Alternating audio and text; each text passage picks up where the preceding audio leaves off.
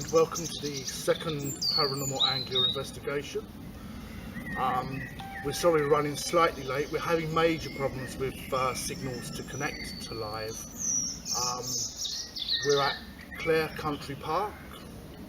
The bridge that you can see behind me has activity. We have a Norman castle that we'd like to go and investigate later, and there's also Clare Priory.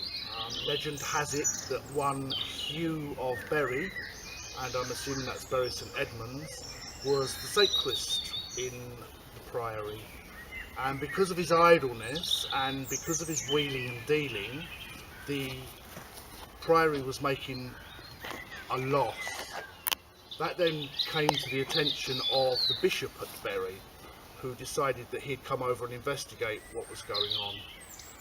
So Hugh was beside himself because he didn't know how he was ever going to get the money back that he'd embezzled from the priory. So he went out one day on a fishing expedition. The place is absolutely full of water, and while he was there fishing, he met a monk that he didn't recognise in a habit that he didn't recognise. The monk was dressed from head to foot with a cowl pulled over and robes that hit the floor. And he made a deal with Hugh and said, I can help you out of this. So what you need to do is to resell the candles that people buy to light. And every time that you resell the same candle, you're making double or treble the money on it, and that way your coffers will be full. So Hugh thanked the guy and said, what do you want in return for this? And the monk said to him, all you need to do is to keep one candle in my memory. So this went on for a good while, and Hugh managed to get all of the money back. Sometime after this event, the guy in charge of the priory was coming back from a hunting trip late, and Hugh was in charge of the stores. And so for his dinner he demanded salt. And because there was no salt available, Hugh had to go into the cellar and get the salt for the master's table. So he quickly ran around, and the only candle he had was the one he'd kept in memory of this monk. So he lit the candle, went down to the cellar to get the salt. While he was down there getting the salt, the master was shouting for his salt. So Hugh just picked up the salt, ran and gave it to the master. Meanwhile, the candle was burning and sputtering. Eventually the candle went out. The very moment the candle went out, there was a clattering of hooves on the roof and a scream from Hugh and a smell of sulphur in the air.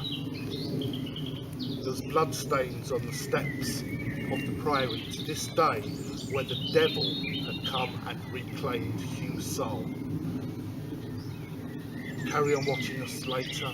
We'll be at that very priory and see if there's a portal that's been opened up, and see if we can contact Hugh the sacrist. Do you? Yeah. What you But did? I just got Jack. Did you? But then I had a random name when we were up by the bridge, and that Yeah, was yeah, nothing but that there's you probably come no back more with. than one around, isn't there? This guy, I'm not getting a name. can you tell us if you worked on the railway? If you worked on the railway, can you light the lights? Feels a bit around here. This guy was a signalman with one of those old railway signal lamps. Yes. Oh wow. The hurricane lamp type of thing. Yeah, just for like the signal he worked Mm. on. Did you feel like that? You just couldn't. Just dropped, didn't it? Yeah. It's weird like that. Sid, his name's Sid. Sid. And it's like a Sydney. Victorian type of. Oh, that just flashed again. Sydney. Sydney, is that you? Like the name I got up earlier, and it's my grandmother's name, and I thought there's no way it's going to be, because it's not his own name. I got Giselle. Giselle. That's German. Yeah. Could be. It's not a name though. No. No, it's not. It's a very old name. Oh, name, isn't it? Very old. I do that, I just have a random name just popping in my head. Proof, but I know the guy is like from maybe Victorian up to 1920s. I'm just going by the dress. He had a cap, trousers with braces, and one of those like a blouson-y type of billowy type of shirt. And he used to have a red lantern, Yeah. and his name was Sid. Right. And he's still here because he doesn't want to leave the post, because I it was see. a very important thing in his mind that he was doing here on the railway. He doesn't want to go. He doesn't want to He leave. doesn't. No. No. He just walks along Right. this, Wow. and he still has his lamp, and he hobbles like I am at the moment. Now, is this residual or intelligence This here? is residual. The residual. Okay. Yeah, this is a residual. Right. We're walking towards a fox by the sound of it. We're walking that Yeah. way. About to enter Clare Priory. This was a follow-up from the story that I told you earlier. It was founded in 1248 and was the home of the Augustinian monks.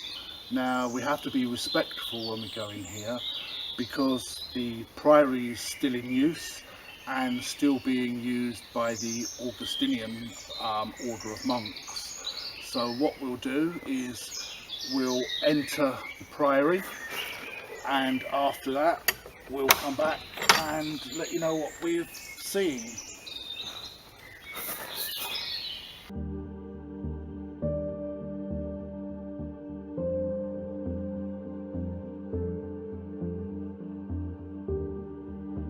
Didn't see it, you know what I mean? I just thought in my head someone walked around here. No, well, I mean, I didn't see a person. Oh no, it Yeah, wasn't just, a full body. yeah, in my head it just said someone walks. Yeah. Yeah, that's the way it works. Yeah. It's like a puzzle. You've got to put it together. Yeah, that's the way it works. And there's also somebody over there. Yeah. Yeah. But I expected that you see people. no, Sometimes you can. sometimes if you're very lucky. Like when I was in the middle of them woods. And there's something about this wall as well.